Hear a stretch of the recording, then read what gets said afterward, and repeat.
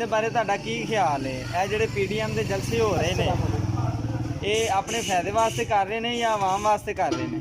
ਭਾਜੀ ਵੇਖੋ ਜੀ, ਇੱਕੋ ਗੱਲ ਤੁਹਾਨੂੰ ਮੈਂ ਕਹਾਂਗਾ, ਆਪਣਾ ਕੀ ਨਾਮ ਆਪਣਾ ਦੱਸਿਆ, ਅਵੈਸ ਭਾਈ ਜੀ, ਮੁਹੰਮਦ ਅਵੈਸ ਜੀ। ਮੁਹੰਮਦ ਅਵੈਸ ਸਾਹਿਬ। ਇੱਕੋ ਗੱਲ ਤੁਹਾਨੂੰ ਮੈਂ ਦੱਸਾਂਗਾ, ਜਿਹੜਾ ਕੋਈ ਵੀ ਜਿੰਨੇ ਵੀ 73 ਸਾਲਾਂ ਤੋਂ ਹੁਕੂਮਤਾਂ ਆਈਆਂ ਨੇ ਗਈਆਂ ਨੇ ਸਾਰਾ, ਲੇਕਿਨ ਸਭ ਨੇ ਆਪਣਾ ਹੀ ਸੋਚਿਆ, ਗਰੀਬ ਆਵਾਮ ਦਾ ਜਾਂ ਆਵਾਮ ਦਾ ਕਦੀ ਕਿਸੇ ਨੇ ਸੋਚਿਆ ਹੀ ਨਹੀਂ।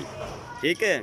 ਦੂਸਰੀ ਗੱਲ ਇਹ ਹੈ ਕਿ ਹਕੂਮਤ ਦੀ ਜਿਹੜੀ ਗੱਲ ਰਹਿ ਗਈ, ਹਕੂਮਤ ਵੀ ਆਪਣੀ ਪੁਲਿਸੀਆਂ ਵਿੱਚ ਬੜੀ ਹੀ ਨਾਅਹਿਲ ਹੈ, ਨਾਲਾਇਕ ਹੈ।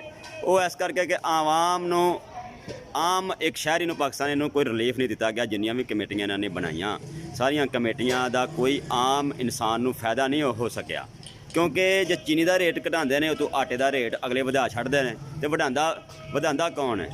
ਠੀਕ ਹੈ। ਗੱਲ ਇਹ ਆ ਕਿ ਹਕੂਮਤ ਜਿਹੜੀ ਹੈ ਨਾ, ਇਸ ਚੀਜ਼ ਤੋਂ ਹਕੂਮਤ ਦੀਆਂ ਜਿੰਨੀਆਂ ਵੀ ਕਮੇਟੀਆਂ ਨੇ, 10-12 ਮੇਰੇ ਖਿਆਲ ਨਾਲ ਕਮੇਟੀਆਂ ਬਣਾਈਆਂ ਨੇ, ਇੱਕ ਅਸਰ ਨੇ ਇੱਕ ਆਵਾਮ ਨੂੰ ਰਿਲੀਫ ਦੇਣ ਤੋਂ।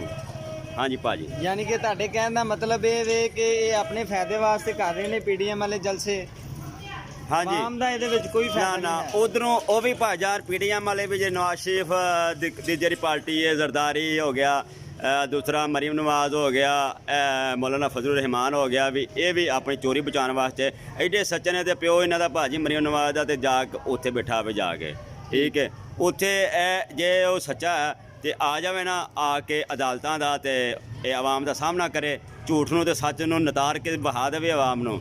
ਲਿਹਾਜ਼ਾ ਇਹ ਝੂਠਾ ਹੈ, ਇਸ ਕਰਕੇ ਪਾਕਿਸਤਾਨ ਨਹੀਂ ਆ ਰਿਹਾ। ਦੂਜੀ ਗੱਲ ਜਿਹੜੀ ਇਹਨਾਂ ਨੇ ਤਹਿਰੀਕ ਚਲਾਈ ਹੈ, ਆਪਣੇ ਵਾਸਤੇ ਹੀ ਚਲਾਈ ਹੈ, ਆਵਾਮ ਵਾਸਤੇ। ਆਵਾਮ ਦਾ ਕੋਈ ਫਾਇਦਾ ਨਹੀਂ, ਆਵਾਮ ਨੂੰ ਉੱਥੇ ਝੱਟ ਜਾ ਖੱਜਲ ਖਰਾਬ ਕਰਨਗੇ। ਠੀਕ ਹੈ। ਕੀ ਇਹਨਾਂ ਨੇ ਕਦੀ ਆਵਾਮ ਨੂੰ ਆਖਿਆ ਕਿ ਤੁਸੀਂ ਸਾਡੇ ਨਾਲ ਜਲਸੇ ਜਲੂਸ ਖੱਜਲ ਖਰਾਬ ਹੋਏ ਹੋ ਜਾਂ ਖਰਾਬ ਹੋਇਆ, ਕਿ ਆ ਜਾਓ ਸਾਨੂੰ ਇਕਤਦਾਰ ਲੱਭ ਗਿਆ, ਅਸੀਂ